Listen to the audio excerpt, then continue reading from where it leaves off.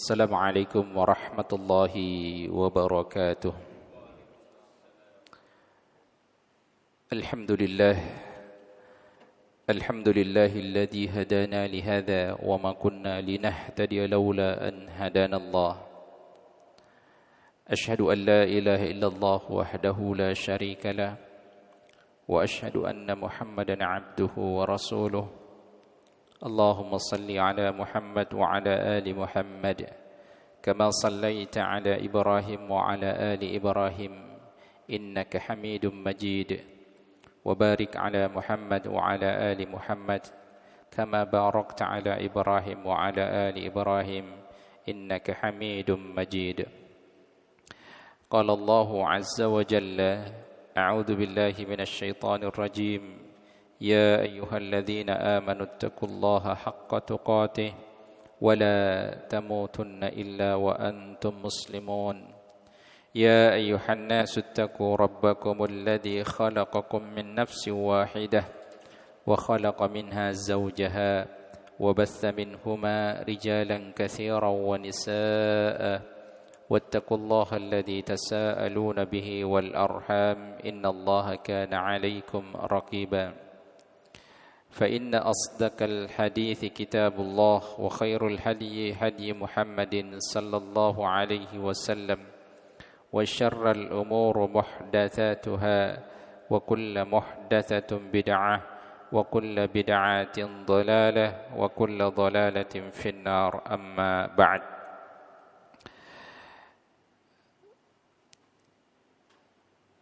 Bapak-bapak, saudara-saudara jamaah kajian Masjid Asy-Syuhada yang senantiasa mengharapkan rahmat dan ampunan Allah Subhanahu wa taala. Alhamdulillah, dengan izin Allah pada sore hari ini, tepatnya pada hari Kamis tanggal 17 Juli 2025 atau bertepatan dengan tanggal 21 Muharram 1447 Hijriah. Allah Ta'ala memberikan kita begitu banyak kenikmatan, sehingga dengan nikmat itu kita bisa beribadah, kita bisa menghadirkan diri kita untuk melaksanakan apa yang Allah Ta'ala perintahkan kepada kita dan menjauhi apa yang Allah Ta'ala larang untuk kita lakukan. Ini semua kita lakukan sebagai bentuk ketaatan kita kepadanya, karena sebagaimana yang kita ketahui bahwa tujuan kita diciptakan ke muka bumi ini adalah untuk beribadah, menyembah kepada Allah Subhanahu wa taala. Maka dari itu jangan sampai nanti muncul penyesalan di kemudian hari disebabkan kita tidak bisa memanfaatkan waktu yang Allah berikan kepada kita, sampai pada akhirnya Allah kemudian memanggil kita, Allah kemudian mencabut nyawa kita, sehingga barulah kita sadar bahwa kita belum membawa bekal amal yang begitu berarti untuk bisa kita hadiahkan dalam rangka membeli surga Allah Ta'ala dengan amal perbuatan kita.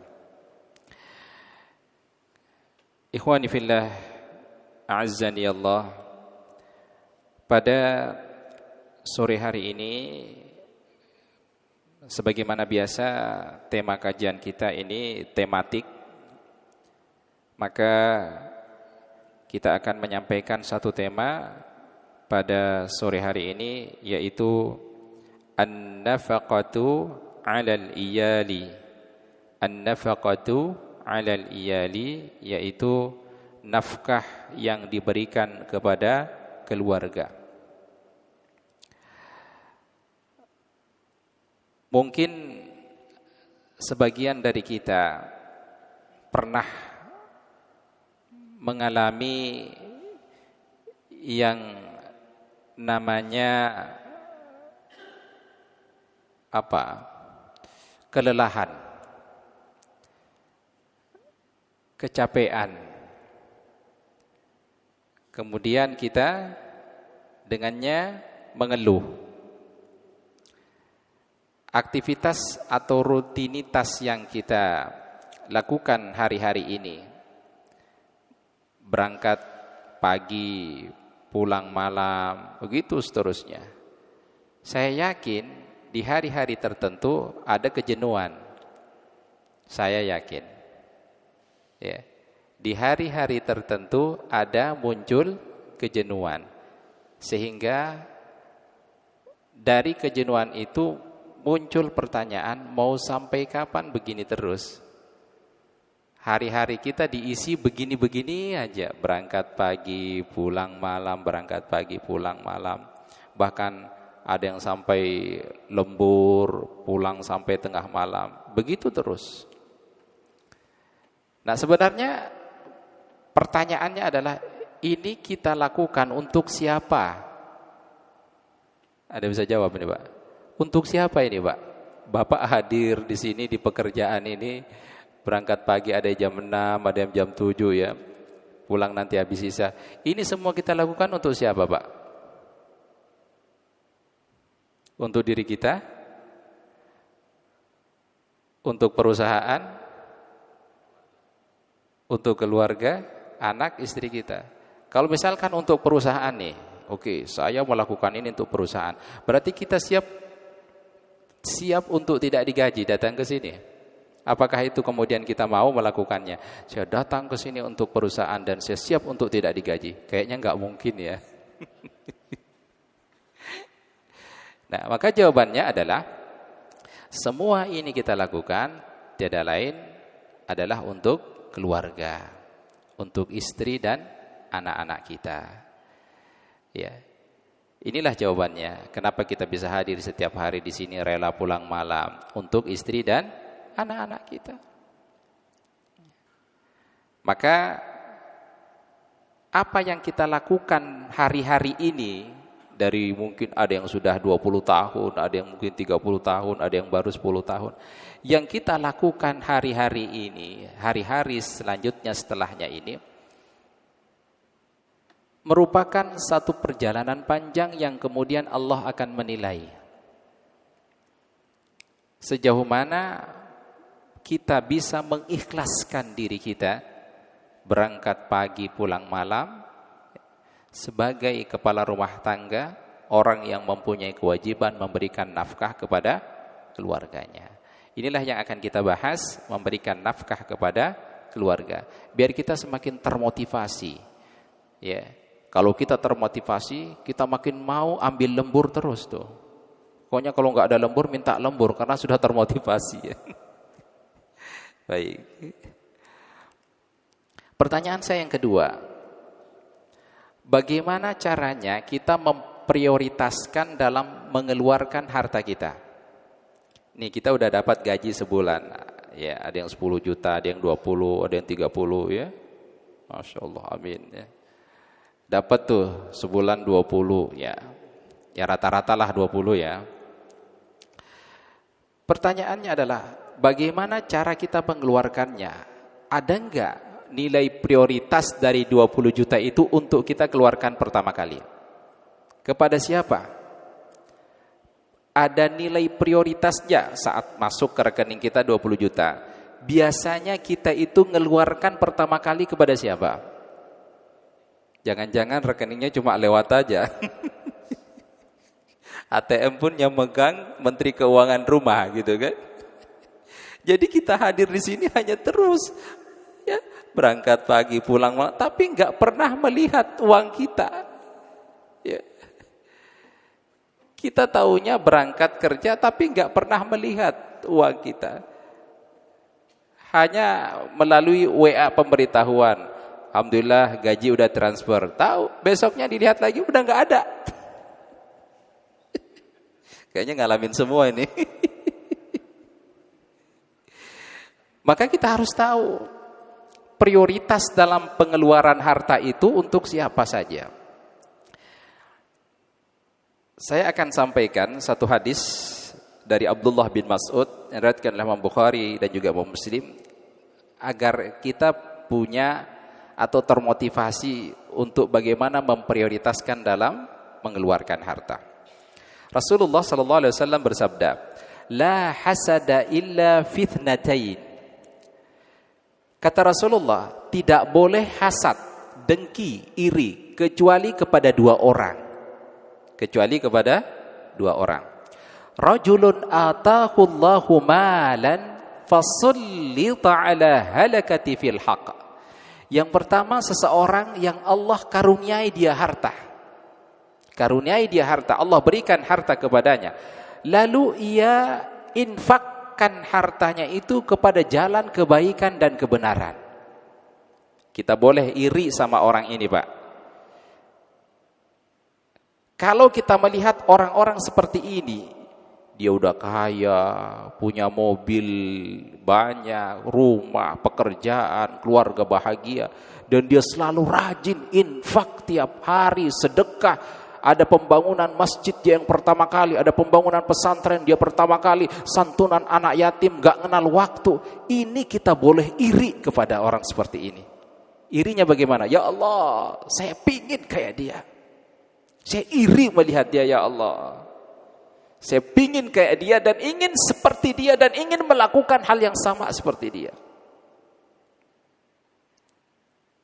Jangan seperti pengikutnya Qarun yang melihat kemegahan Qarun, kemudian mereka bercita-cita, berharap ingin seperti Qarun, tapi bukan karena melakukan kebaikan.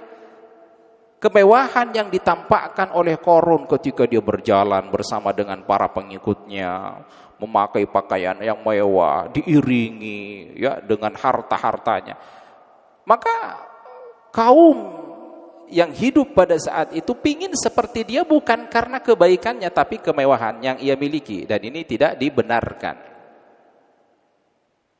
Itu yang pertama. Lagi-lagi yang kedua yang boleh kita iri adalah warajulun ataqullahul hikmah fahuwa yaqdi biha wa yu'allimuha, yaitu seorang laki-laki yang Allah karuniai dia ilmu, pemahaman Al-Qur'an, hadis, ia menunaikan, ia mengajarkannya, ia belajar, ia mengajarkannya, maka kita boleh iri kepada laki-laki ini. Kita melihat ada orang yang hafal Quran, hafal hadis, menyampaikannya, ceramah agama, mengajarkannya, belajar. Kita boleh iri, ya Allah, saya pingin seperti dia, bisa hafal Quran, bisa hafal hadis, bisa menyampaikan, bisa berdakwah. Nah, dua laki-laki inilah yang kemudian kita boleh iri terhadap mereka. Apa kaitannya dengan tema kita? Yang tadi kita jelaskan bahwa laki-laki yang kemudian dikaruniai harta oleh Allah Ta'ala, ia kemudian menginfakkan hartanya, mensedekahkan hartanya, maka ini dianggap sebagai laki-laki terbaik yang kita boleh iri dengannya. Ketika menjelaskan hadis di atas, Imam Ibnu Battal rahimahullahu ta'ala menjelaskan, sebagian ulama juga menyebutkan bahwa dari hadis tersebut maka pengeluaran harta dalam kebaikan dibagi menjadi 3. Nih Pak, udah masuk nih ke rekening gaji bulan Juli 20 juta. Maka kata Imam Ibnu Battal menjelaskan hadis tadi, pengeluaran harta terbaik itu dibagi menjadi 3. Yang pertama, pengeluaran untuk kepentingan pribadi dan keluarga dan orang-orang yang wajib kita infakkan. Itu yang pertama urutannya. Kepentingan apa? Pribadi. Kemudian keluarga kita, siapa? Ada anak, ada istri kita. Orang-orang yang wajib kita nafkahi, orang tua kita. Ya, itu urutannya yang pertama. Tetapi cara pertama ini harus dengan sikap sederhana, tidak boleh berlebihan. Ada catatannya.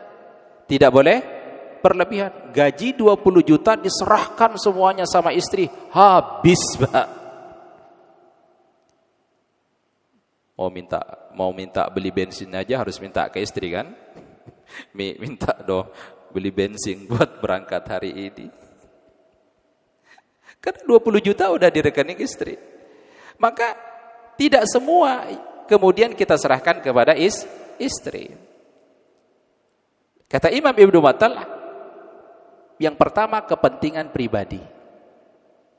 Tadi termasuk transportasi kita, bensin kita, makan kita kalau di sini misalkan, ya, kebutuhan kita, baju kita, itu yang kemudian kita prioritaskan. Tetapi dengan catatan tidak berlebihan, sederhana.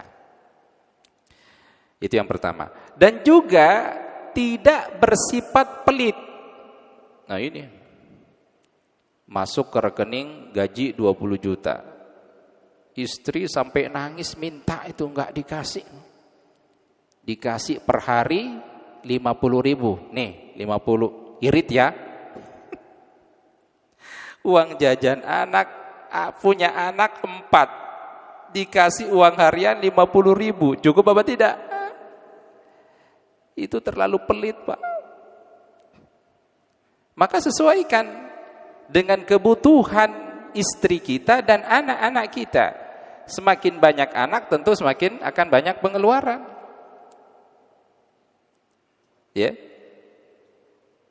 Kalau misalkan anak 4, satu sekolah TK, anak kemudian sekolah SD, sekolah SMP, SMA. Ya tentu uang jajannya pun akan berbeda. Enggak bisa disamain. Anak TK mana SMA sama-sama uangnya 2.000, ya enggak mungkin. Namanya tidak adil. Maka ada dua hal yang perlu diperhatikan untuk kebutuhan diri sendiri dan keluarga. Pertama, tidak berlebihan. Kemudian yang kedua, tidak pelit. Yang kedua, cara pengeluaran yang kedua, setelah tadi untuk kepentingan pribadi dan keluarga, yang kedua adalah menunaikan zakat dan hak Allah. Ini. Ada ulama yang menyatakan bahwa siapa saja yang menunaikan zakatnya, maka ia terlepas dari sifat pelit. Kalau zakat itu kan enggak setiap hari, enggak setiap bulan, setahun sekali. Itu pun kalau misalkan harta kita mencapai haul dan nisabnya baru bisa dikeluarkan zakatnya. Yang wajib kan zakat fitrah setiap tahun. Itu pengeluaran yang kedua, yang menjadi prioritas.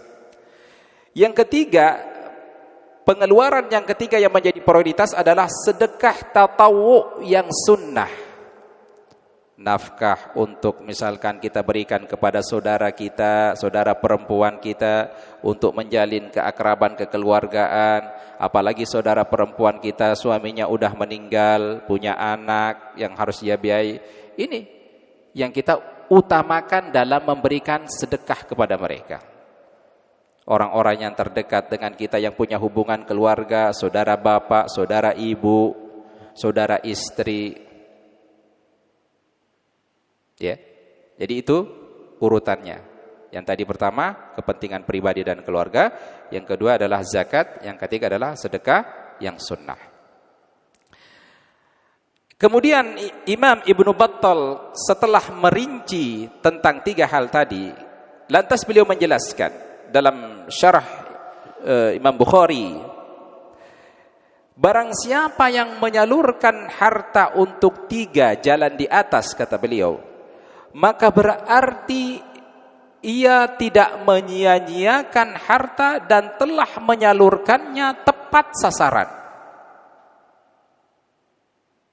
Maka kata beliau kaitannya dengan hadis yang kita bacakan, orang seperti ini boleh kita dengki iri kepadanya. Ya, yang kaitannya tadi dengan laki-laki yang boleh kita dengki iri kepadanya. Termasuk orang yang gini, yang bisa memanfaatkan tiga hal ini. Dia tidak menelantarkan keluarganya, dia tidak menelantarkan anak-anaknya, istrinya tercukupi kebutuhannya anaknya, ya. Kemudian dia juga bisa mengeluarkan zakatnya, dia bisa mensedekahkan hartanya kepada karib kerabatnya, saudara-saudaranya, orang-orang yang membutuhkan di sekitarnya. Maka kita boleh iri kepada orang demikian. Jemaah dirahmati Allah Subhanahu wa taala. Bahkan Syekh Muhammad bin Shalih Al-Utsaimin rahimahullahu taala, beliau pernah menjelaskan. Kata beliau apa? Sebagian orang tatkala bersedekah untuk fakir miskin, Nah, kita berikan catatan. Tatkala orang bersedekah untuk fakir miskin atau yang lainnya, maka mereka merasa bahwa mereka telah mengamalkan amalan yang mulia dan menganggap sedekah yang mereka keluarkan itu sangatlah penting dan berarti bagi mereka. Tetapi sebaliknya, tatkala mereka mengeluarkan harta mereka untuk memberikan nafkah kepada keluarga, anak dan istrinya, maka seakan-akan perbuatan mereka itu dianggap kurang berarti bagi mereka. Padahal kata beliau, memberikan nafkah kepada keluarga hukumnya adalah wajib, sementara bersedekah kepada fakir miskin hukumnya adalah sunnah. Dan Allah lebih mencintai amalan wajib daripada amalan sunnah. Ya. Ada enggak Pak yang dia rajin sedekah, membantu fakir miskin, ada kegiatan sosial pertama kali bantu, tapi keluarganya diterlantarkan, gak diurus, gak dikasih nafkah. Nah, ini yang tidak benar. Utamakan keluarga, baru kemudian kalau ada sisanya, kemudian kita beranjak kepada sedekah yang sunnah. Taib. Pertanyaan yang ketiga, berapa besaran nafkah yang harus dikeluarkan oleh suami kepada istrinya? Berapa Pak? Coba dari 100% gaji kita, antum ngeluarin buat istri itu berapa persen? 100%? 90%? 80%? Mungkin ada di sini berbeda-beda. Ada yang 100%, habis gajian nangis, bukan seneng, nangis. Ada yang 90%, ada yang 80%, ada yang 70%, ada yang 50%. Tentu kita di sini pasti akan beda-beda. Nah, sekarang berapa sebenarnya besaran nafkah itu yang harus kita keluarkan kepada keluarga kita? Nafkah yang diberikan oleh suami kepada istri itu ditentukan berdasarkan kemampuan suami, bukan berdasarkan tuntutan istri, tetapi berdasarkan kepada kemampuan suami. Kenapa? Karena ada suami yang dilapangkan rezekinya, ada yang disempitkan rezekinya. Maka pemerintah tidak bisa mengatur ini dan tidak bisa diundang-undangkan. Coba kalau diundang-undangkan, suami wajib memberikan kepada istri per bulan UMR. Ya. Repot Pak kalau UMR. Ya. Maka patokan nafkah bukanlah keadaan istri, melainkan kemampuan suami. Nafkah itu tergantung pada suami yang memberi nafkah, bukan pada istri yang menerima nafkah. Dalilnya apa? Quran surah At-Talaq ayat 7. Liyunfiq dzu sa'atan min sa'atih. Hendaklah orang yang mampu memberi nafkah menurut kemampuannya. Wa man qudira 'alaihi rizqu falyunfiq mimma ataahu Allah. Dan orang-orang yang disempitkan rezekinya hendaklah memberi nafkah dari harta yang diberikan Allah kepadanya. La yukallifullahu nafsan illa ma ataha.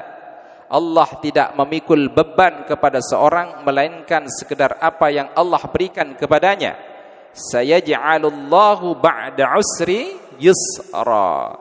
Allah kelak akan memberikan kelapangan sesudah kesempitan. Inilah menjadi dalil bahwa nafkah yang diberikan kepada keluarga itu menurut kemampuan suami. Allah tahu Pak kemampuan kita, jangan dibuat-buat. Ustaz, saya kemampuannya sebulan cuma bisa 2 juta buat keluarga saya, padahal gajinya 20 juta. Ya, Allah tahu berapa kemampuan kita. Maka secara umum nafkah itu meliputi pemenuhan kebutuhan sandang, pangan, dan papan. Dalil tentang nafkah sandang dan pangan bisa kita lihat Quran surah Al-Baqarah 233. Wa 'alal mauludi lah rizquhunna wa kiswatuhunna bil ma'ruf la tukallifu nafsan illa wus'aha. Dan kewajiban seorang ayah memberikan makan, pakaian kepada para istrinya dengan cara yang ma'ruf. Jadi kewajiban kita terkait dengan apa? Sandang dan pangan. Makan, pakaian itu kewajiban suami memberikan kepada istrinya. Kalau kita istri kita ingin tampil menarik di hadapan kita, harus siap ngeluarin modal banyak. Jangan nyuruh istri cantik tapi per bulannya dikasih 1 juta. Mi, ya, ini saya lihat sekarang ini lagi tren nih, para ibu-ibu akhwat pakaiannya besar-besar, pakai cadar. Cobalah kamu pakai gini. Pak, kalau mau nyuruh istri kita pakai gitu, modalin, itu mahal pakaiannya. Jangan cuma nyuruh aja. Ingin tampil cantik istri kita, bawa dia ke salon, kasih. Nih Mi, kamu pergi ke salon. Ya, modalin. Kemudian dalil tentang papan. Dalam Quran surat Talaq ayat 6, askinuhunna min haitsu sakantum min wujdikum wa la tudarruhunna litudayyiqu alaihin. Tempatkanlah mereka para istri di mana kamu bertempat tinggal menurut kemampuanmu. Ini berarti apa? Papan, tempat tinggal. Ya kalau kita mampunya saat ini masih ngontrak, ya itu kemampuan kita. Maka di sini dalilnya menurut kemampuan kamu yang bisa menyediakan tempat tinggal buat istri kamu. Kalau sekarang kita alhamdulillah udah punya rumah, ya itu berarti kemampuan kita tinggal di rumah yang sudah kita miliki sendiri. Dan tidak memaksakan kehendak harus misalkan saya setelah nikah pokoknya harus punya rumah sendiri. Tetapi kita belum mampu. Nah, ini terkait dengan kewajiban memberikan nafkah tempat tinggal kepada istri. Nah, adapun standar baik adalah dengan suami memberikan tambahan di luar standar wajib. Nah, jadi yang tadi kita sampaikan, kalau kita ingin hal lebih baik, maka kita harus memberikan kelebihan dari standar wajib. Katakanlah standar wajib ngasih istri per bulan 5 juta, ingin lebih baik, berarti harus lebih dari 5 juta. Kan tadi biaya perawatannya, biaya bajunya, ya. Kata Rasulullah SAW dari Aisyah radhiyallahu anha, khairukum li ahlihi wa ana khairukum li ahli. Yang terbaik di antara kalian adalah yang terbaik terhadap keluarganya. Itu Pak. Jadi kalau kita pingin sesuatu hal yang lebih, yang ingin kita lihat dari istri, berarti melebihi standar wajib yang kita berikan kepada istri kita. Kan gak setiap hari, setiap minggu. Ikhwan fiddin, aizan yakumullah. Dalam mencari nafkah, ada 3 hal penting yang harus diperhatikan. Yang pertama, pastikan rezeki yang kita peroleh itu berasal dari harta yang halal, meskipun jumlahnya sedikit. Ini yang harus kita betul-betul perhatikan dan yakin bahwa rezeki yang saya dapatkan setiap bulan ini adalah halal, jauh dari haram, jauh dari subhat. Kadang masalah uang ini, pola pikir kita selalu menggiring uang itu bagaimana supaya halal. Padahal kita tahu itu subhat, tetapi digiring dengan opini-opini ini halal, ini halal, ini halal, sehingga memunculkan keinginan benar ini halal. Ya. Ketika dipanggil sama atasan, tiba-tiba dikasih amplop. Ini Pak, buat Bapak. Kalau demikian, biasanya kita, apa yang kita sampaikan Pak? Ini tiba-tiba atasan kita manggil. Ini Pak, buat Bapak. Apa yang kita sampaikan? Terima kasih Pak, terima kasih. Mudah-mudahan Bapak sehat, panjang umur, terima kasih, terima kasih. Udah langsung pulang. Iya. Pernah nggak bertanya, ini uang apa Pak? Ini uang apa? Kenapa? Karena kita yakin kita nggak melakukan sesuatu dari pekerjaan kita, tiba-tiba mendapatkan nilai lebih tambahan. Maka itu perlu pertanyakan. Ini uang apa? Ya. Tapi berani nggak bertanya? Ya. Nah, inilah yang kemudian kita sampaikan tadi, pastikan bahwa yang kita dapatkan itu adalah harta yang halal. Kata Imam Ibn Taymiyah, wal qalilu minal halali yubaraku fih, kata beliau. Sedikit dari harta yang halal itu memiliki keberkahan di dalamnya.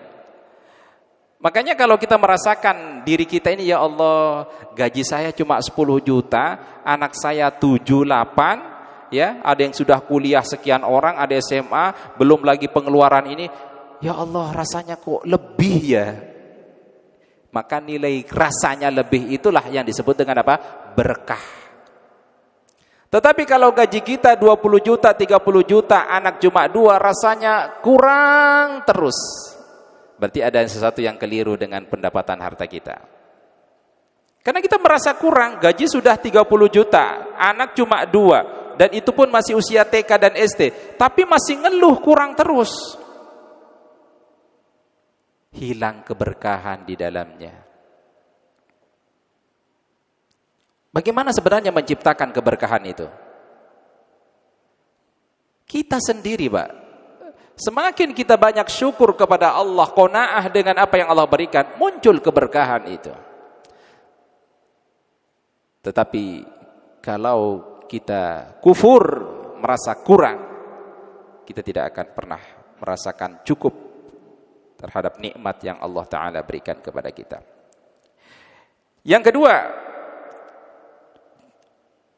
upaya mencari nafkah. Tadi ada 3 hal penting yang harus kita perhatikan. Yang pertama, pastikan rezekinya diperoleh berasal dari harta yang halal. Yang kedua, syukuri nikmat meskipun sedikit. Syukuri. Dari An-Nu'man bin Bashir radhiyallahu anhu, Nabi sallallahu alaihi wasallam bersabda, "Man lam yashkuril qalil lam yashkuril katsir." Siapa yang tidak bersyukur atas yang sedikit, maka dia tidak akan mampu bersyukur dengan yang banyak. Orang bisa mengatakan tidak. Katakan tidak pada korupsi kalau yang disodorkan itu kisaran antara 100.000 sampai 1 juta. Itu masih bisa. Masih kuat. Tapi kalau sudah di atas 10, 5, 10, 11, 12, ini pun godaannya makin berat. Maka kalau bisa bersyukur dengan yang sedikit, insya Allah kita akan mensyukuri yang banyak. Yang ketiga, jangan sampai kesibukan bekerja menjadi alasan untuk meninggalkan kewajiban sholat 5 waktu. Ya, ini dia. Ini. Karena kesibukan bekerja, kita akhirnya melalaikan sholat 5 waktu. Sehingga keberkahan harta itu pun menjadi hilang. Jadi keberkahan harta itu jangan kemudian hanya sekedar mensyukuri saja, tetapi kemudian kita meninggalkan perintah-perintah Allah dan kemudian mengedepankan pekerjaan kita, melalaikan perintah Allah, maka itu juga bisa menghilangkan keberkahan dari harta. Jadi sesibuk apapun kita bekerja, kalau waktunya sholat, tinggalkan. Kita harus mengedepankan salat kita. Baik, jemaah yang dirahmati Allah Subhanahu wa taala. Sekarang kita masuk pada keutamaan memberikan nafkah kepada keluarga. Biar yang tadi yang masih lagi malas, kemudian yang lagi lesu, yang lagi ngeluh, berangkat pagi pulang malam hanya untuk keluarga. Yuk kita tahu dulu keutamaannya biar semangat. Biar kita semangat dalam mencari nafkah buat keluarga kita. Harus tahu Pak, ternyata Allah dan Rasulnya enggak akan mensia-siakan apa yang kita lakukan tiap hari ini.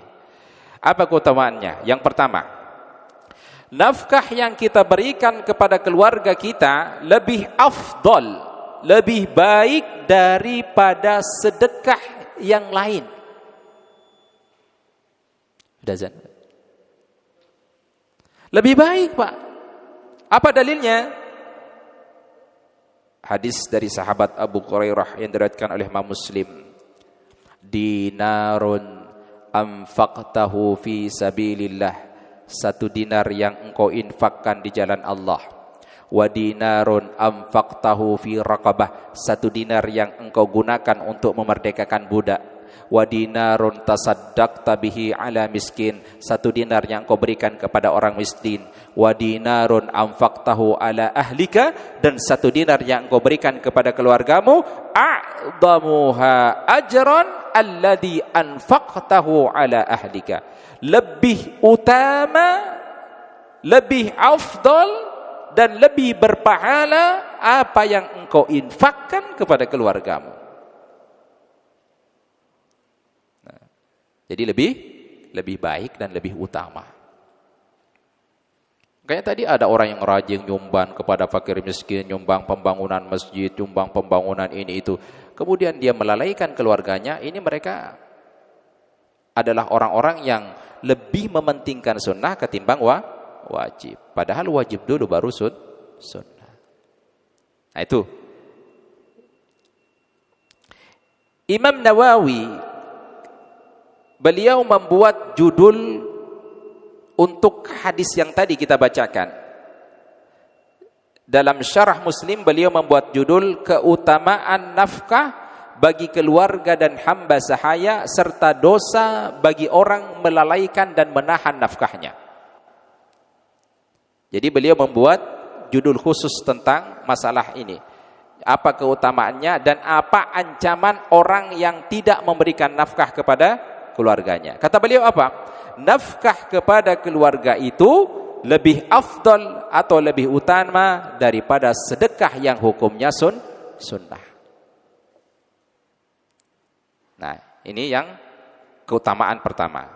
Biar kita tambah semangat, Pak, ngasih nafkah kepada keluarga kita. Bahwasanya ini lebih utama dari kita memberikan nafkah kepada fakir miskin, memerdekakan budak, nafkah di jalan Allah. Lebih utama memberikan nafkah kepada keluarga kita.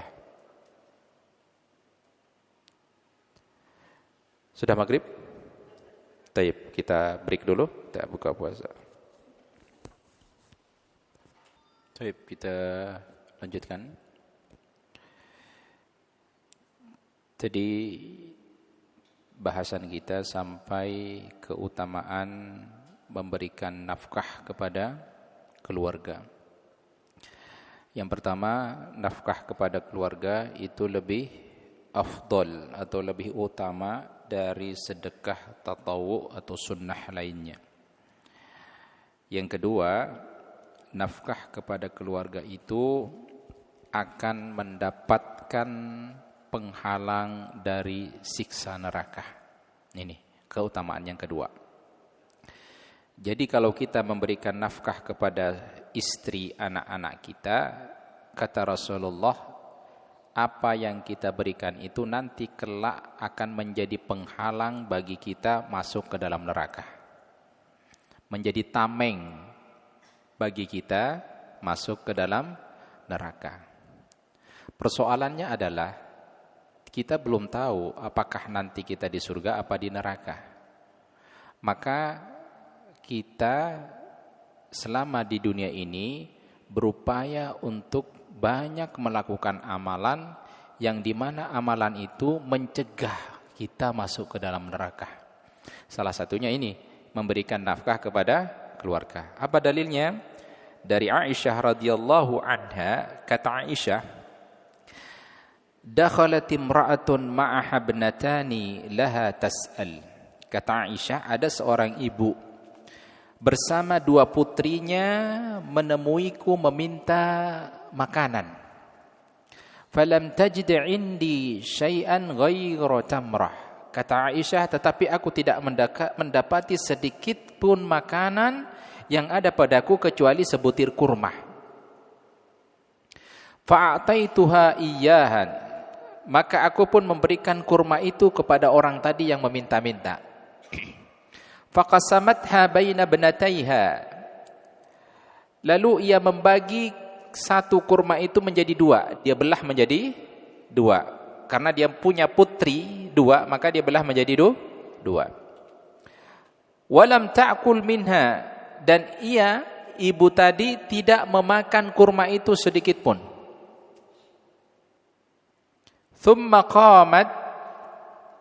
Setelah itu mereka berdiri, fakharajat, dan mereka keluar, pulang. Ada ibu-ibu cerita Aisyah minta makanan. Di rumah Aisyah tidak ada makanan kecuali sebutir kurma. Aisyah ngasih ke dia, ke ibu tadi. Kemudian ibu tadi membelah satu kurma itu menjadi dua karena dia memiliki dua seorang putri anak. Ketika mereka keluar pulang, fadakhala Nabi sallallahu alaihi wasallam alaina, maka Rasulullah sallallahu alaihi wasallam masuk. Fa akhbartuhu, kata Aisyah, aku menceritakan kejadian tadi kepada Rasulullah. Faqala, beliau menjawab, manibtuliya min hadhil banati bi syai'in kunna lahu sitram minan nar. Barang siapa yang diuji dengan sesuatu dari anak-anak perempuannya, lalu ia berbuat baik kepada mereka, maka mereka akan menjadi penghalang baginya dari api neraka. Di sini siapa Pak yang punya anak perempuan? Banyak ya? Gimana Pak? Dengan anak laki-laki itu seperti apa? Lebih susah mana diaturnya anak perempuan apa anak laki-laki? Maka kata Rasulullah SAW, siapa yang bersabar dengan anak perempuannya, kemudian dia memberikan sesuatu yang berharga kepada anak perempuannya, dia berbuat baik kepada anak perempuannya, itu akan menjadi penghalang bagi dia masuk ke dalam neraka. Ya, saya juga punya anak perempuan Pak. Kalau saya, maaf, kalau dibandingkan dengan anak laki-laki, ini perempuan ini lebih dekat ke saya. Lebih manja ke saya dibandingkan dengan ibunya. Pulang sekolah cerita kepada saya bukan kepada ibunya. Apapun diceritakan. Tiba-tiba di Shopee saya itu ada aja yang sudah keluar itu. Dia Pak, mau marah. Tiba-tiba dia bilang, Bi, tadi saya beli ini, itu udah beli Pak. Mau marah. Ya kalau mungkin 10.000, 20.000, ini kadang 50.000. Itulah seorang bapak itu dituntut lebih sabar terhadap anak perempuan. Apalagi kalau sudah remaja, sudah mulai tumbuh rasa keinginannya, suka pada laki-laki lawan jenisnya. Maka seorang bapak harus bijak dalam hal ini. Ibarat kalau perempuan itu Pak, kita seperti orang main layangan. Kadang kita tarik, kadang kita ulur. Ya, karena dia seperti kaca yang berdebu. Kita elap keras, pecah. Kita pelan, gak bersih. Itu perempuan, beda dengan laki-laki. Maka bahagialah yang punya anak perempuan, kemudian dia sabar, itu menjadi tameng bagi masuk neraka. Ya, taib. Ummu Salamah istri Nabi sallallahu alaihi wasallam, ia berkata bahwa Rasulullah sallallahu alaihi wasallam bersabda, "Man anfaqa 'alal banataini aw ukhtaini aw dhawataini qarabatan yahtasibun nafaqata 'alaihima hatta yughniyahum Allah min fadlihi 'azza wa jalla ay yakfiyahuma kanata lahu sitran minan nar." Barang siapa yang mengeluarkan hartanya untuk keperluan kedua anak perempuannya. Lagi-lagi disebutkan anak perempuan. Kemudian kepada kedua saudara perempuannya. Saudara perempuan, kita punya adik perempuan, kita punya kakak perempuan. Atau kepada kerabat perempuannya dengan mengharap pahala dari Allah. Dia ngasih kepada anak perempuannya kebutuhannya, minta ini dicukupi. Ayah, bi, mau beli buku, mau beli tas, mau beli handphone, dicukupi semua. Dia hanya mengharap pahala dari Allah. Lalu Allah akan mencukupi mereka dengan karunia-Nya. Amalan tersebut akan membentengi dirinya dari neraka. Ittaqun nara walau bisyikki tamrah. Selamatkanlah diri kalian dari neraka walau hanya melalui sedekah kurma. Ini maknanya dalam, Pak. Jangan dilihat dari sedekah. Oh, kalau begitu saya harus infak sebutir kurma aja, Ustaz. Ini maknanya dalam. Bahwasanya sebutir kurma pun bisa menghalangi kita dari neraka, apalagi satu kardus kurma. Ya. Makanya jangan pernah ngeluh, Pak, terhadap anak perempuannya. Kalau dia cerita, Abi ini begini-begini, sabar, tampung aja. Iya, sambil kita kemudian lakukan pendekatan kepada dia. Ya. Biasanya kalau saya ingin sesuatu sama anak perempuannya, saya ajak dia bicara. Meskipun hanya berdua, makan di satu tempat, makan mie ayam berdua, ngobrol aja. Gimana tadi di sekolah? Katanya kamu begini, dia kan banyak cerita. Ya. Emang kalau perempuan itu harus penuh dengan kelembutan, dituntut kesabaran. Ya. Tayyib. Itu yang kedua. Yang ketiga, keutamaannya, setiap orang akan dimintai pertanggungjawaban apakah ia benar memperhatikan nafkah untuk keluarganya. Kita, Pak, akan diminta pertanggungjawaban. Benar enggak kita ngasih nafkah kepada anak istri kita? Jangan-jangan kita telantarkan mereka. Jangan-jangan kita pelit terhadap mereka. Hindun, istrinya Abu Sufyan, dia pernah mengeluh kepada Rasulullah. Ya Rasulullah, sesungguhnya Abu Sufyan itu adalah seorang bapak yang pelit. Jadi Hindun ini ngadu kepada Rasulullah. Dia punya suami pelit. Nggak ngasih uang jajan, nggak ngasih uang belanja, nggak ngasih uang dapur. Pelit. Kemudian aku, kata Hindun, ngambil diam-diam uangnya. Tanpa sepengetahuan Abu Sufyan, aku ngambil diam-diam uangnya. Apa kata Rasulullah? Khudi bin malihu liyunfi'uka wa waladaka bil ma'ruf. Ambillah dari harta Abu Sufyan untuk keperluanmu dan anakmu dengan cara yang baik. Makanya jangan heran, Pak, tiba-tiba uangnya berkurang 100.000, ya. Ini perasaan uang 500 di dompet tiba-tiba jadi 300, kemana nih?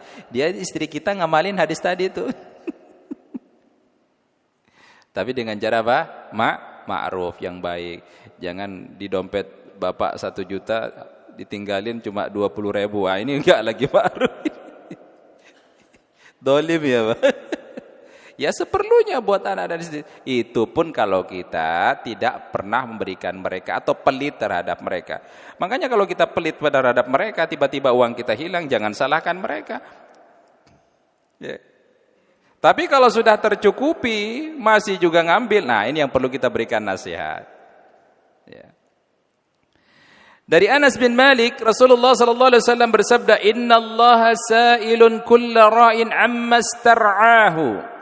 Allah akan bertanya kepada setiap pemimpin kepala rumah tangga apa yang ia pimpin. Kamu sebagai suami, sudahkah engkau memberikan kewajibanmu terhadap keluargamu? Allah akan tanya.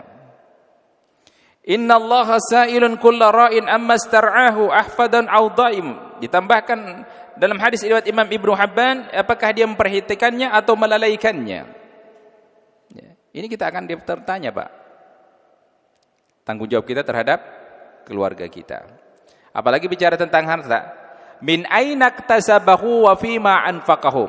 Dari mana kita mendapatkan harta itu, bagaimana cara kita mengeluarkannya. Ada lagi pertanggungjawabannya. Yang keempat, keutamaan memberikan nafkah kepada keluarga. Harta yang dinafkahi semakin barokah dan akan diganti. Jadi gak usah khawatir. Apa yang kita berikan kepada keluarga kita, gak usah khawatir. Allah akan ganti. Allah akan ganti lebih banyak. Dari Abu Hurairah radhiyallahu anhu, Nabi sallallahu alaihi wasallam bersabda, hadis riwayat Imam Bukhari dan Imam Muslim, "Ma min yaumin yusbihul ibadu fihi illa malakan yanzilani." Tidaklah pada pagi hari seorang hamba di dalamnya melainkan ada dua malaikat yang turun. Ada dua malaikat yang turun di pagi hari. Fayaqulu ahaduhuma, malaikat yang satu kemudian berkata, Allahumma a'ti munfiqan khalafa. Ya Allah, berikanlah ganti kepada orang yang senang berinfak di pagi ini. Didoakan Pak oleh malaikat. Pagi-pagi sebelum berangkat ngasih uang kepada bini, kepada anak. Mi, ini untuk hari ini ya. Dipanggil anak satu-satu sebelum berangkat sekolah. Yang SMA kasih 30, yang SMP kasih 20, yang SD kasih 10, berangkat sekolah. Infak pagi sudah tertunaikan. Allah melalui malaikat. Malaikat ini berdoa kepada Allah, ya Allah, gantilah dari apa yang ia keluarkan pada pagi hari ini. Didoakan. Wa yaqulul akhir, dan malaikat yang satu berkata, Allahumma a'ti mumsikan talafan. Ya Allah, berikanlah kebangkrutan orang yang menahan hartanya, orang yang pelit tidak mau berinfak. Sebelum berangkat istrinya minta duit, bilangnya apa? Kemarin kan saya sudah kasih 100.000, masa sudah habis? Ya. Ini didoakan oleh malaikat supaya dia bangkrut. Akhirnya apa? Yang terjadi adalah dia merasa dirinya serba tidak cukup. Kerja aur-auran, pingin ini, pingin itu, memuaskan kehendak, taunya ngumpulin harta tapi enggak pernah ngeluarin. Sampai dia masuk ke dalam liang kubur. Alhaakumut takatsur hatta zurtumul maqabir. Ketika di kuburan baru dia menyadari bahwa harta yang ia tumpuk tidak ada gunanya. Berangkat pagi niatnya untuk dunia, gimana ngumpulin harta, tabungan yang banyak, senang-senang dengan kehidupan dirinya, sementara dia membiarkan orang-orang yang wajib ia nafkahi. Tidak pernah ia sentuh pembangunan masjid padahal dia mampu. Tidak pernah dia memberikan makan fakir miskin padahal dia ada. Ini yang akan didoakan oleh malaikat kebangkrutan. Yang kelima, keutamaan memberikan nafkah kepada keluarga. Bahwa memberikan nafkah kepada keluarga itu sekali lagi terhitung sedekah. Terhitung sedekah. Dari Al-Miqdam bin Ma'di Karib, ia berkata bahwa Rasulullah sallallahu alaihi wasallam bersabda, Ma at'amta nafsaka fahuwa laka sadaqah. Harta yang dikeluarkan sebagai makanan untukmu dinilai sebagai sedekah untukmu. Nah, perlu kita perhatikan. Jadi apa yang kita makan itu bisa menjadi nilai sedekah bagi kita. Bayangkan Pak, kebaikan untuk kita bisa menjadi nilai sedekah bagi kita. Apabila kita niatkan makan agar kita kuat beribadah kepada Allah, itu bisa menjadi nilai sedekah. Tetapi kalau kita niat makan supaya saya menjadi giat bekerja, bisa banyak mengumpulkan harta, maka itu sia-sia. Hanya sekedar memasukkan makanan. Maka makanan yang kita makan itu tergantung kepada niat kita. Ya Allah, saya makan supaya saya sehat. Dengan kesehatan situ saya beribadah kepada Engkau. Dengan saya sehat saya bisa bangun malam. Dengan saya sehat saya bisa bekerja untuk mencukupi kebutuhan keluarga saya. Maka itu bernilai ibadah makanannya. Sesuatu yang mubah bisa bernilai ibadah tergantung pada niat. Apalagi contohnya, goes sepeda. Itu mubah. Tetapi kalau kita niatkan dengan itu kita bisa menjadi sehat, dengan sehat kita bisa menjadi bertambah giat ibadah kepada Allah, bisa menilai ibadah. Wa ma at'amta waladaka fahuwa laka sadaqah. Begitu pula makanan yang kau berikan kepada anakmu itu bisa menjadi nilai sedekah bagi kamu. Ngasih makan anak, Pak, itu bisa menjadi nilai sedekah bagi kita. Bayangkan setiap saat kita ngasih makan anak kita, ya. Kadang kita ngajak mereka jalan-jalan keluar, makan di luar. Emang sekali-kali, Pak, harus, Pak. Jangan makan di rumah terus. Sekali-kali ada keluar anak istri kita. Gilirannya bilang sama ibunya, sama istri, sama anak, yuk hari ini kita makan. Ternyata makan di teras rumah. Ya di luar sih di luar. Sekali-kali ajaklah ke restoran yang mewah. Ya, nggak tiap hari, nggak tiap minggu. Ajak, Pak, anak istrinya, senengin ibadah. Jangan bini dikedepin di dapur terus, suruh masak mulu, nggak pernah berhenti masak, kasur, nyuci dapur. Sekali-kali senengin, ajak jalan-jalan, pergi ke restoran, tanya dia, Mi, kamu mau apa? Seneng nggak kalau ditanya gitu? Pas dijawab, nyesel nah. Ya. Jadi gimana caranya nyenengin bini kita, istri kita gimana? Coba tanya, pernah nggak tanya? Mi, gimana Abi mau nyenengin kamu? Coba kamu cerita. Seneng Pak kalau dia, cerita dia. Ya, sekali-kali kasih sesuatu yang surprise buat dia. Ini apa?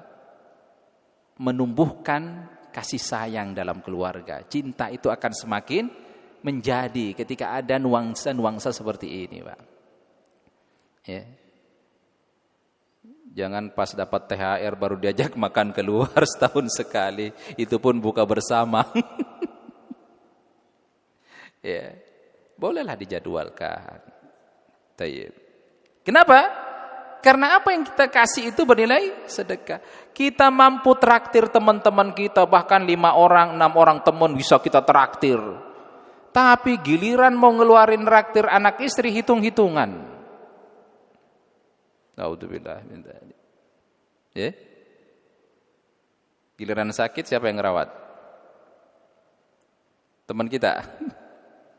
Pasti istri kita. Maka istimewakan dia.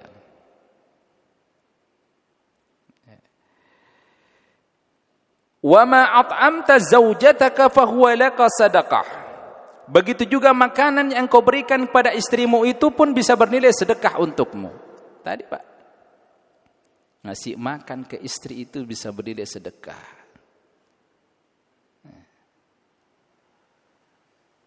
Apalagi tadi makan di restoran, biarkan dia milih. Kadang ngajak makan di restoran yang milihin siapa? Bapaknya juga. Kan sebelum makan lihat dulu harganya. Oh ini aja ini nih.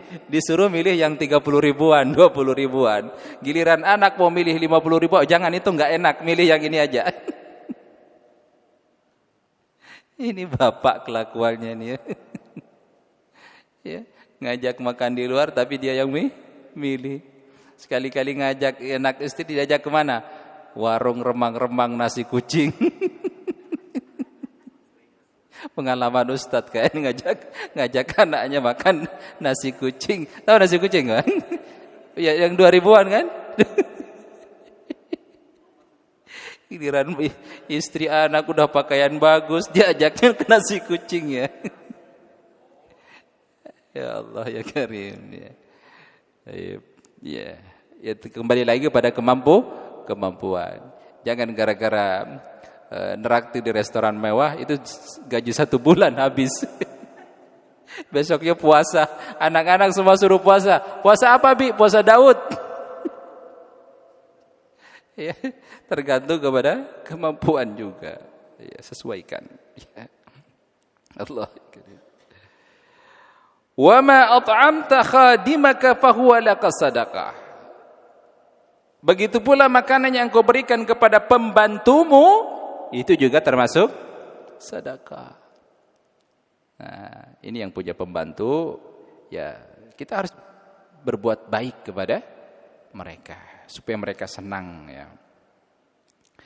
Nah, ini keutamaan yang ke-5, bahwa memberikan nafkah kepada keluarga itu termasuk sedekah. Yang ke-6, jika kita memberikan nafkah atau mencari nafkah dengan ikhlas, maka itu akan menuai pahala yang besar. Pahala yang besar. Dalilnya dari Sa'ad bin Abi Waqqas, Nabi SAW bersabda, hadis riwayat Imam Bukhari, innaka lan tunfiqa nafaqatan tabtaghi biha wajha Allah. Sungguh tidaklah engkau menginfakkan nafkah dengan tujuan mengharapkan wajah Allah nanti pada hari kiamat, illa ujirta 'alaiha, kecuali kamu akan mendapatkan ganjaran pahala yang tersebut. Ma taj'alu fi imra'atik, maka kata Rasulullah sallallahu alaihi wasallam, sampai pun makanan yang kamu berikan kepada istri kamu itu akan bernilai pahala yang besar. Akan menjadi tumpukan pahala kita nanti saat kita berjumpa dengan Allah, maka Allah akan membuka lebar pahala itu. Salah satunya adalah memberikan makan kepada istri dan anak-anak kita. Nah, ini Imam Al-Bukhari memasukkan hadis ini pada masalah setiap amalan itu tergantung pada niat. Bahwa apa?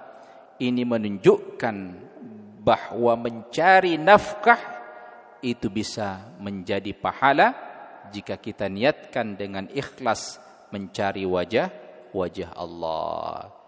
Sebelum berangkat bekerja, Pak, pertama niat. Saat kita berangkat naik motor, naik mobil, naik kendaraan umum, agar apa yang kita lakukan ini tidak sia-sia, niatkan karena Allah. Ya Allah, saya berangkat bekerja ninggalin anak istri untuk mencari ridha-Mu ya Allah, mengharapkan wajah-Mu ya Allah. Berikanlah saya rezeki yang halal. Allahumma akfini bihalalika an haramika wa aghnini bifadlika amman siwak. Dengan karunia-Mu ya Allah, aku bekerja, bismillah. Pulang bahagia. Taib. Jamaah dirahmati Allah Subhanahu wa taala.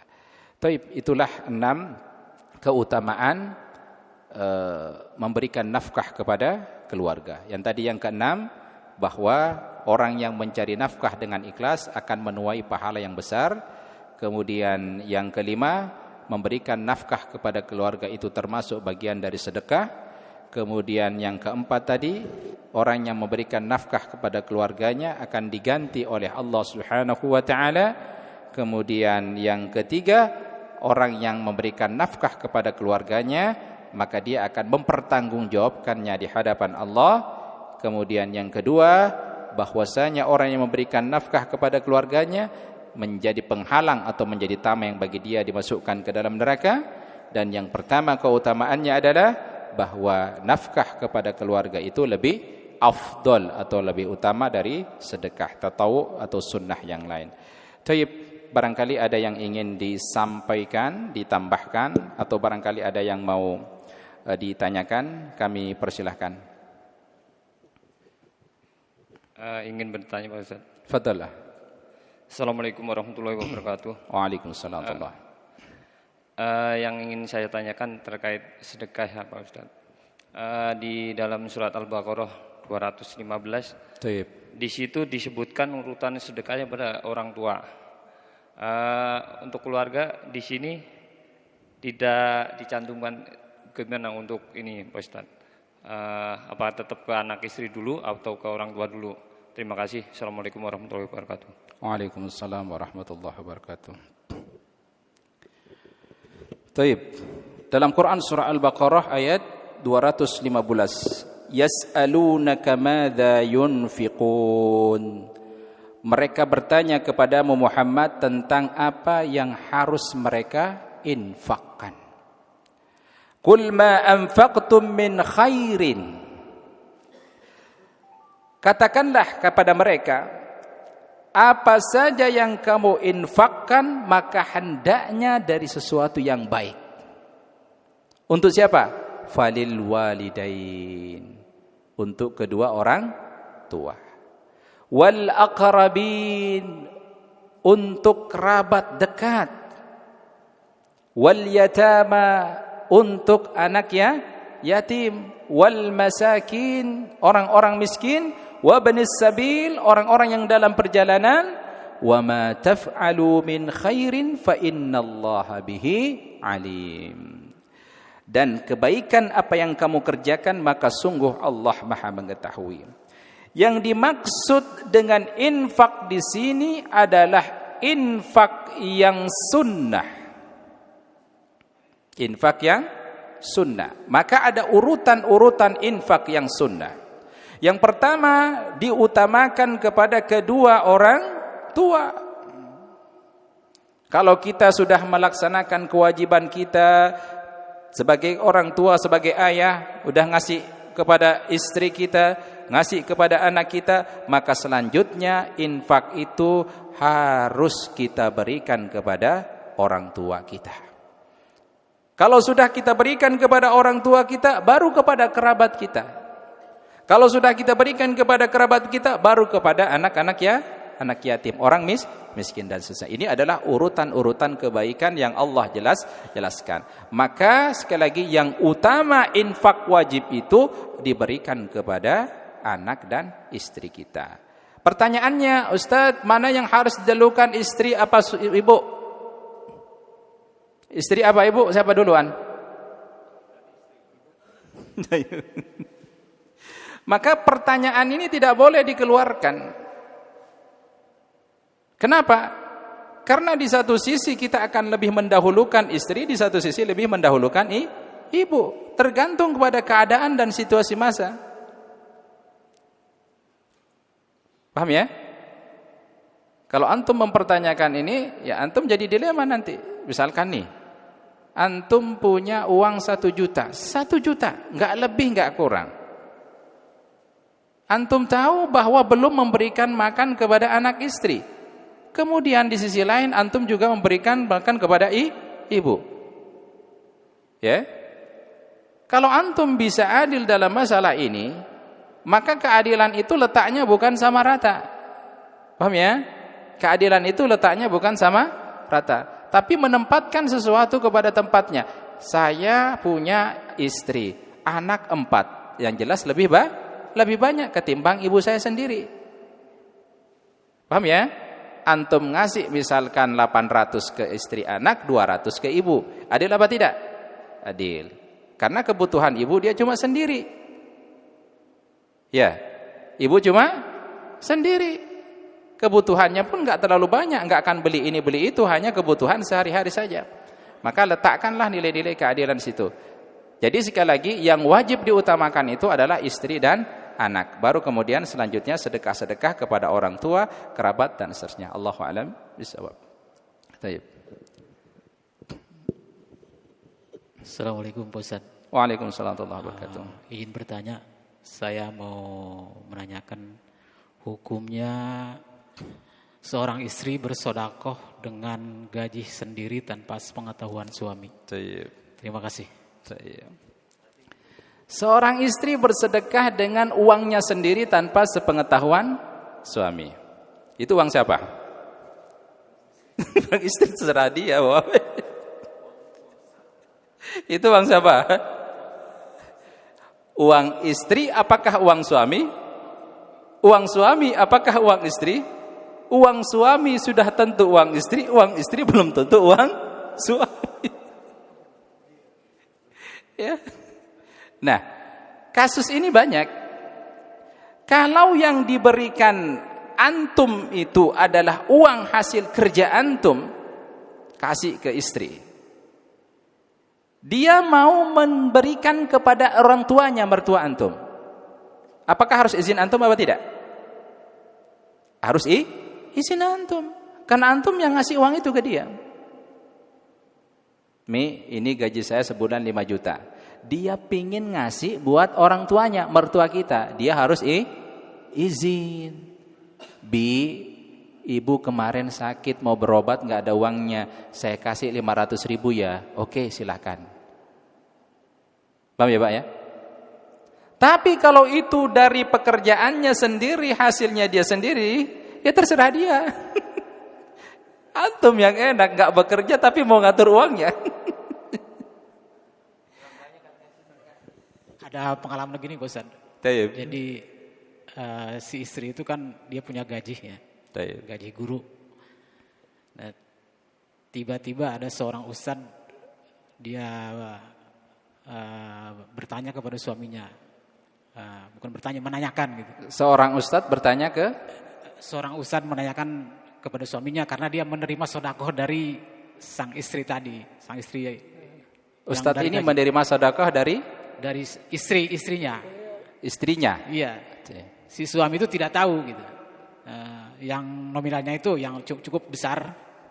Dia menanyakan alhamdulillah katanya, Pak, saya menerima sedekah dari ibu. Nah si suaminya itu ya kebingungan gitu Bosan. Nah yang saya pertanyakan ya itu hukumnya ya seperti apa gitu. Antum cemburu ya? Ya bukan. Kenapa bukan antum yang dikasih sedekah ya? Kenapa? Nah dalam perkara ini ya, istri yang baik meskipun dia tahu suaminya tidak punya kewenangan terhadap hartanya, istri yang baik tentu dia akan apa? Meminta izin atau minta pendapat suami. Bi, saya punya uang 1 juta. Saya mau sedekahkan ke ustadz ini. Nah, ini namanya minta pendapat. Nah, sebagai seorang suami, kita seharusnya mengarahkan istri kita kepada siapa seharusnya dia utama untuk bersedekah. Itulah kewajiban kita. Kalau kita tidak punya kewenangan untuk uangnya sendiri, tapi kita bisa mengarahkan dia kepada siapa dia harus bersedekah. Ya. Kalau kita tahu yang disedekahkan itu atau dia mengeluarkan hartanya dengan cara yang ma'ruf, kita dukung. Tetapi kalau tidak, kita suami harus berhak untuk menahan. Paham, Pak? Ya. Kalau kita tahu dia mengeluarkan hartanya dengan cara yang batil, yang salah, kita sebagai seorang suami berhak menahannya meskipun itu bukan uang kita. Tapi kalau kita tahu dia mengeluarkan hartanya dengan cara yang ma'ruf, dengan cara yang baik, diberikan kepada orang tuanya, diberikan kepada bapaknya, kepada saudara-saudaranya, fadhol, silahkan. Itu uangnya dia. Ya. Jadi sebaiknya ketika memberikan itu dia harus konsultasi dulu kepada bapak sebagai suaminya. Kemudian nanti kita bisa arahkan dia kepada siapa harusnya dia bersedekah kalau dia mau sedekah. Jangan diarahkan ke kita, ke saya aja ya. Taib, Allahu a'lam bishawab.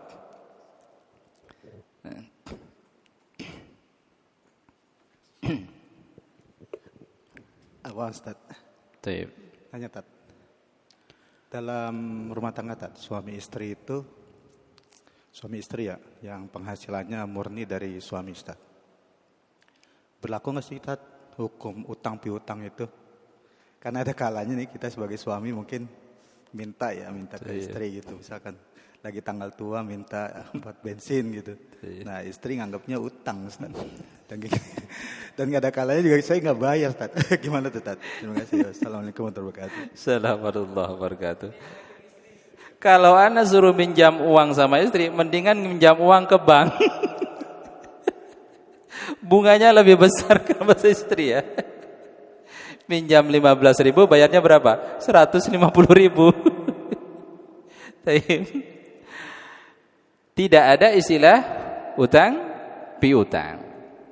Karena yang kita kasih juga adalah harta kita. Apapun itu kan bahasanya bahasa agar istri mau mengeluarkannya saja, iya kan? Bahasanya kan itu jatah kita minta kepada istri bahwa saya butuh bensin, saya butuh ini. maka kita membahasakan saya ngutang. Sebenarnya istri pun sudah paham kalau itu yang dimaksud adalah minta. Ya. Tapi kemudian ketika menganggap benar-benar hutang itu tidak benar. Ya, tidak benar. Karena kriteria hutang piutang itu tidak ada di situ. Karena itu adalah harta kita yang kita minta. Kemudian dengan bahasa kita sendiri tadi ngutang, itu adalah sebuah bahasa yang kemudian disindirkan kepada istri supaya dia memberikan uang itu kepada kita. Masalah nanti istri mau nagih dan tidak, dia enggak dibayar pun enggak masalah sebenarnya. Bukan hutang ya, Pak ya. Ya, iya. Sekalian aja, Pak ya. Emang kenyataannya semua begitu ya, ATM dipegang istri ya. Jadi kita ini suami hanya tahu masuk nominal udah masuk, ya kan? Tiba-tiba udah keluar lagi, apalagi yang pakai mobile banking kan, bisa dicek, wah udah masuk, keluar lagi, ya habis. Ya begitulah Pak, namanya kita rumah tangga ya kita bekerja untuk siapa sih? Kalau bukan untuk anak istri. Cuman gini, kita harus ketika kita melihat ada unsur keborosan di situ, boros, maka sebagai seorang suami harus wajib ngasih tahu. Sampaikan kepada istri kita, bedakan mana kebutuhan dan keinginan. Kadang kalau istri udah pegang uang, apalagi sekarang ada market online gitu kan dan lain sebagainya, itu dengan mudah belanja. Sampaikan mana kebutuhan, mana keinginan. Kalau keinginan yang dipenuhi itu tidak akan puas. Dia udah punya sepatu, pingin punya tas, pingin punya ini, pingin semua akan pingin. Tapi nggak tahu dia butuh apa tidak. Hanya sekedar pingin beli udah dipakai sekali udah nggak pakai lagi. Kenapa? Karena dia menuruti keinginannya bukan kebutuhannya. Pada saat yang dituruti keinginan itu tidak akan ada puasnya. Tapi kalau kebutuhan misalkan, oh iya saya sudah punya handphone masih bisa dipakai kok, masih bagus, ngapain saya beli? Itu namanya apa? Kebutuhan. Ya. Baik.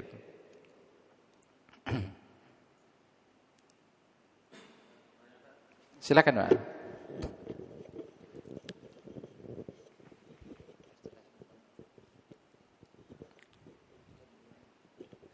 Baik, Assalamualaikum warahmatullahi wabarakatuh. Waalaikumsalam. Dari tadi kayaknya kita bapak-bapak curhat yang jadi tersangka istri di rumah. Padahal bapaknya lebih boros, cuma nggak ngaku aja. Ini Ustaz,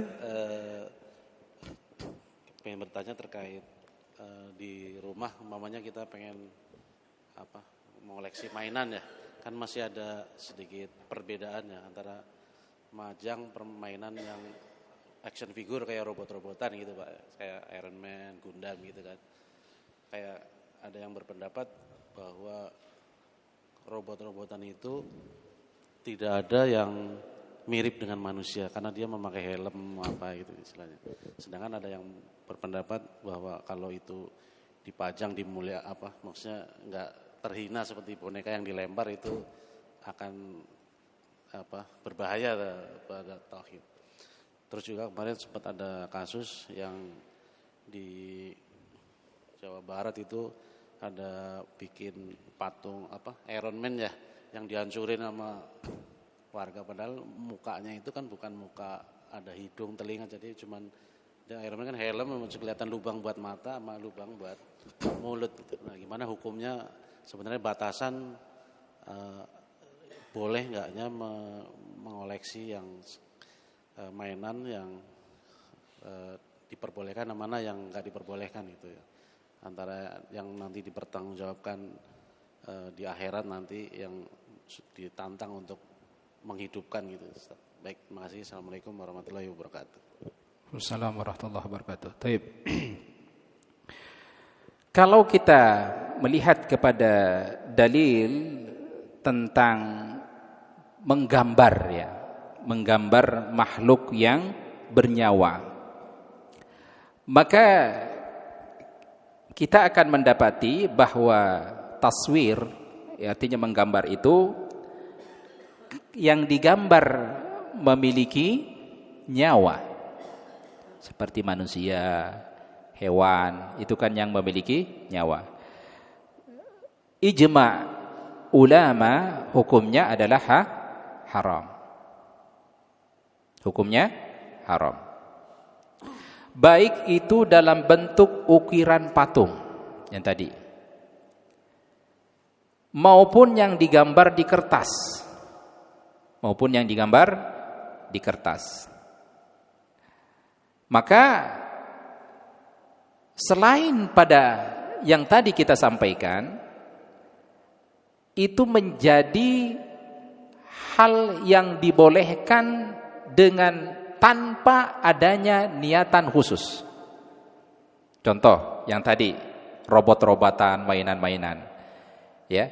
Itu bukan sesuatu yang digambar, bukan sesuatu yang dilukis, hanya untuk bagaimana itu membuat anak senang tanpa ada niatan lain terhadap mainan tersebut. Kita nggak punya niat bahwa robot ini kemudian bisa memberikan manfaat.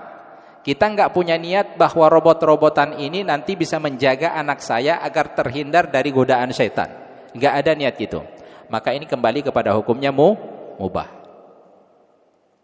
Tapi yang jelas, menggambar tadi, membuat patung tadi, niatnya apapun itu dikategorikan hukumnya sama, yaitu haram. Ada sebagian ulama yang kemudian memberikan alternatif. Kalau yang digambar itu adalah tidak memunculkan mata, tidak memunculkan hidung, tidak memunculkan mulut, maka itu dianggap sesuatu hal yang boleh. Kenapa? Dia tidak mencirikan makhluk hidup. Ini ada pendapat ulama seperti ini. Ya. Tetapi kalau yang digambar kemudian utuh, lengkap, ada mata, ada hidung, yang membedakan kita, misalkan cuma tangan gak ada kepalanya, itu dikategorikan sebuah gambaran yang boleh. Yang dikatakan utuh itu makhluk hidup ketika dia berbentuk kepala, ada mata, ada hidung, ada mulut, kemudian lengkap dengan tangan, kaki. Inilah yang kemudian dikatakan oleh Rasulullah SAW, inna asyaddan nasa adaban indallahi yaumal qiyamah al-musawwir. Sesungguhnya orang yang paling keras adabnya pada hari kiamat adalah tukang gambar. Maksudnya ini adalah tukang lukis, yang melukis orang. Tetapi kalau dia melukis pemandangan yang tidak berjawa, itu hukumnya mubah. Jadi yang tadi robot-robotan itu hukumnya adalah mubah. Pertama, karena tidak ada niatan kemudian membuat dia lebih spesial, dia hanya sekedar mainan. Yang kedua adalah dia tidak dibuat dalam bentuk gambar atau dalam bentuk lukisan atau dalam bentuk sama buatan patung. Dia diciptakan hanya untuk kemudian sebagai permainan yang kemudian dihinakan, kadang nanti dibuang. Ya Pak ya. Jadi ini satu hal yang boleh-boleh saja. Allahu a'lam bishawab.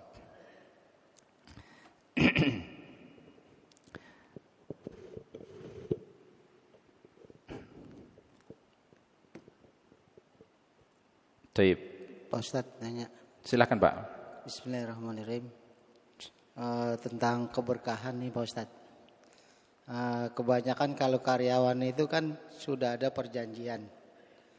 Kalau kita keluar jam 12, otomatis harusnya jam 12. Kadang-kadang kalau karyawan itu 15 sebelum waktunya kita sudah keluar. Bahkan setengah jam sudah keluar. Nah itu kebanyakan karyawan. Apakah memang itu sebagian keberkahan yang kita ambil dari perusahaan? Mungkin itu aja Pak Ustadz. Terus satu lagi untuk yang tadi Pak Ustadz katakan, apabila sudah waktunya sholat seperti sholat asar, sedangkan kita masih produksi, apakah tadi Pak Ustadz harus kita tinggalkan sholat dulu, sedangkan kita masih produksi, itu bagaimana Pak Ustadz? Syukran. Afwan. Mengenai kontrak kerja, tentu dari awal kita sudah mengetahui tentang standar operasional pekerjaan kita. Saat kita menandatangani kontrak kerja dengan perusahaan ini, kita sudah tahu, Pak, jam berapa kita mulai bekerja dan jam berapa kita berakhiri pekerjaan kita. Apalagi perusahaan-perusahaan seperti Jepang, punya Jepang itu adalah mereka orang yang sangat disiplin terhadap waktu. Waktunya bekerja, waktunya istirahat. Nah, bagaimana keadaannya jika memang sudah ditetapkan bahwa selesai pekerjaan itu pukul 4 sore, kemudian saya mengakhirinya pukul 3.30, apakah saya berdosa atau tidak? Kalau mengacu kepada perjanjian pekerjaan dengan gaji yang kita terima sekian juta, pekerjaan dari jam sekian sampai jam sekian, kita selesai di luar ketetapan yang telah diatur, maka kita berdosa. Itu yang pertama. Ya. Yang pertama. Kenapa? Ini termasuk dalam kategori tanda-tanda orang munafik. Apabila dia berjanji, dia mengingkari. Kita berjanji untuk bekerja mulai jam 8 sampai jam 4. Tetapi itu kemudian kita ingkari. Sampai di sini, Pak? Baik. Ada kasus semua orang begitu. Semua orang begitu. Jam 3.30 semua orang sudah mengakhiri pekerjaannya dan itu disetujui oleh atasan kita. Bapak. Dan itu sudah disetujui. Apakah kita dosa atau tidak? Tidak. Karena yang membuat aturan perjanjian dengan kita itu sudah mengiyakan apa yang kita lakukan. Misalnya 15 menit sebelum pekerjaan selesai semua sudah pada bubar, semua sudah pada. Atasan kita mengetahui, kemudian membiarkan itu. Ya, kecuali dia menegur kita, kemudian kita masih melakukan demikian, ini yang salah. Paham ya, Pak? Karena ini aturan dibuat oleh manusia dan bisa disepakati oleh manusia. Kecuali aturan Allah, kita tidak boleh semaunya. Oh ya? Oke, itu yang pertama. Yang kedua, jika dalam keadaan kita bekerja produksi lagi banyaknya, kemudian tiba-tiba datang azan, tiba waktu asar, apa yang harus kita lakukan?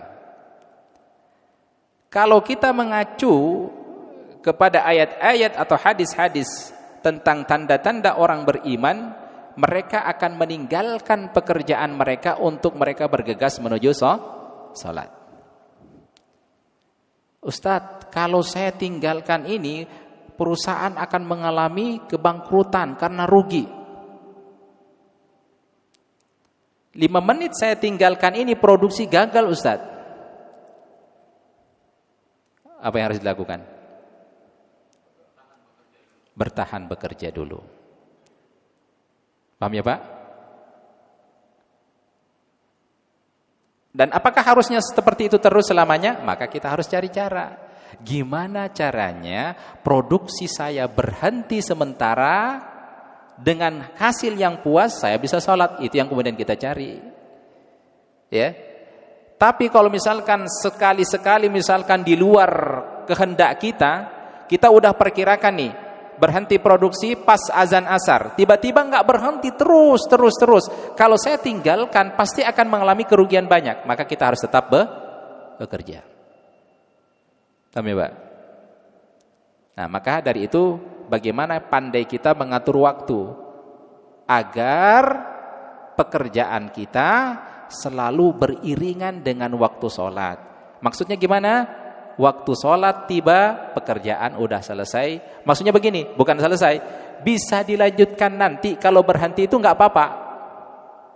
Kalau saya berhentikan produksi ini nggak akan mengalami kerugian. Saya sholat dulu, setelah selesai sholat saya lanjutkan lagi produksi ini. Itu nggak akan mengalami kerugian. Itu yang bagus. Itu yang kemudian kita harus cari caranya seperti apa, biar kita mendapatkan berkah dari pekerjaan kita. Allahu a'lam bishawab. Baik, jemaah dirahmati Allah Subhanahu wa taala. Kita tutup kajian kita dengan doa kafaratul majlis. Subhanakallahumma bihamdik, asyhadu an la ilaha illa anta astaghfiruka wa atubu ilaik. Akhirul kalam. Assalamualaikum warahmatullahi wabarakatuh.